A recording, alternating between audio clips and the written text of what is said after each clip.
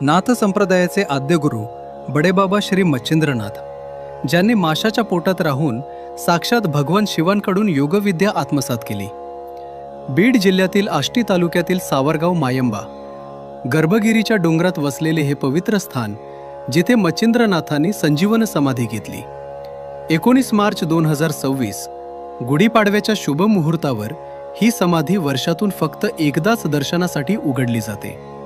18 मार्चच्या रात्री पैठणच्या गोदावरीचे गंगाजल कावडीने आणून नाथांना अभिषेक केला जातो.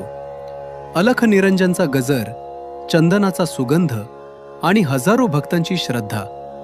मायंबा गडावर अनुभवायला मिळते एक अद्भुत आध्यात्मिक ऊर्जा.